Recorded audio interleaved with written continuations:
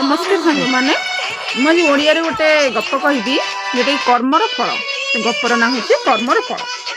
कुंडाखिया ठाकुराणी पाखे गोटे गाँ अच्छी कुंडाखिया ठाकुराणी पाखे गोटे गाँ अच्छी से गाँव में विभिन्न जातिर लोक बास करते।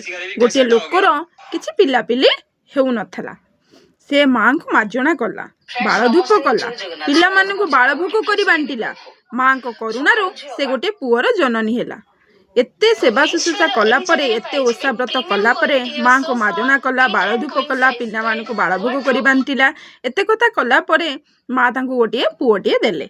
3 गोटी झील सबासान पुओ से गेल्हारे बढ़िला 3 गोटी झील पर पुओटे है से बहुत गेल्हारे बढ़िला। बापांकर अति आदरर पुओ से धूली खेल सरिला पाठ पढ़िला पाठ पढ़ार मन न थाए चगलामी दिन काटिला। गोटे पुओ होइतिबार बापा माँ किसी कहते ना से गोटे पुओ से जा जेते चगला हेले मध्य माँ बापा किसी कहते तो प्रतिदिन कलिगोल समस्या आनी घरे पुराइला बापा समाधान करती गेल्हारे बढ़ी से सब सही जाती जेहेतु गेल्हारे से बढ़ई बहुत पूजा व्रत कलापर बहुत डेरी रे पिलाटी जन्म होती से किसी कहती ना।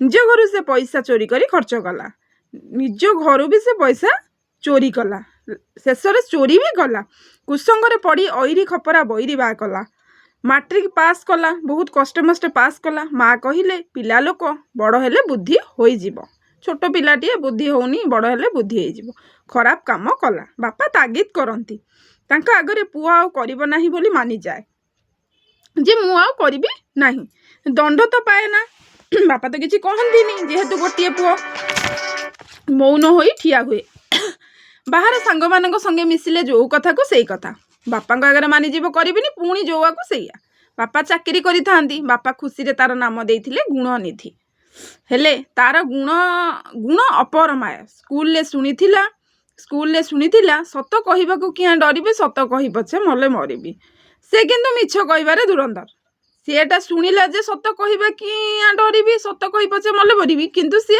मिछ कथा ही कहे जो काम करवा कथा नुह से कम से करे ताकू जो काम मना कराई सी से कामटा कर बापा माँ को मन में घोर दुख था जेहेतु एते ओषा व्रत पूजा व्रत कलापर गोटे पुओ होती सी पुणी खराब रास्तार जाऊँगी से बापा माँ को मन बहुत दुख हुए घर को राति अधरे फेरे बड़ लोकर पिला बोली सांग मैंने टिहाई टंका पैसा खर्च करती बापांकर तो इनकम अच्छी रोजगार तो थिला से सांग मैंने टिहाटी करके पैसा नहीं खर्च कराती से आनंद रे खाई पी बुले सांग मान सांगरे भोजी करे पाठ बही रे डोरी बांधिला पाठ साठ किसी पढ़िलानी कहला बापा मते टंका दियो कार किणी मु चलाइबी बापा तार गुण देखी मना कले कहले कार किणिबो पैसा देबी कौन हबो कौन नहीं से कहार मना न मानी गाड़ी शिखिला समस्ते मना कले किंतु से गाड़ी शिखिला टोका सांगरे मिसी निशाशक्त हैला घरर जिनिस बिकी अन्य मान को खुआइला घरर जिनस भी चोरी करके नहीं बिकिला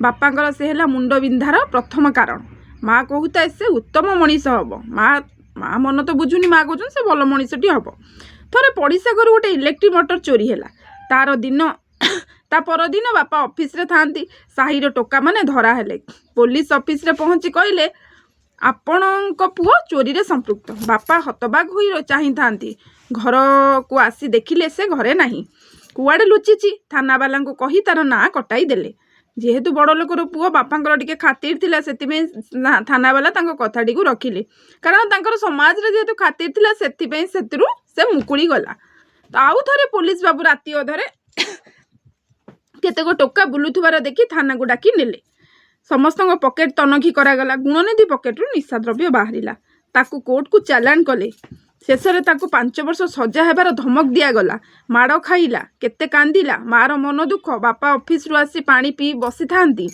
मनटा दुखरे भांगी पड़ी थाए चोर माँ कांदे जदि कांदे तुनी तुनी होई कांदे सेहीपरि मार कांद बंद हैला नाही मार खियापिया बंद होईगला कुसंगड़े पड़ी ए दशा भोगिला बापा पार्टी कथा बाहरिला नहीं थाना बाबू पाखरे जाई पहुँचिले गुणनिधिर बापा एते कथा हैला परे गुणनिधिर बापा जाइए पहुँचले थाना बाबू पाखरे से तो पुणी पिला को मुकुड़ेबे किछि मुचालिका देखी पुओ को थाना आनिले मार मन शांति है ता नाम दुर्गा मेढ़ भसाणी गंडगोल दुकान लुट ରାହାଜାନି ଅଶ୍ଳୀଳ ଇଙ୍ଗିତ ସମେତ କେତେକ କେସ୍ ଥାଏ, ବହୁତ ଗୁଡ଼େ କେସ୍ ତା ନାଁରେ ଥାଏ।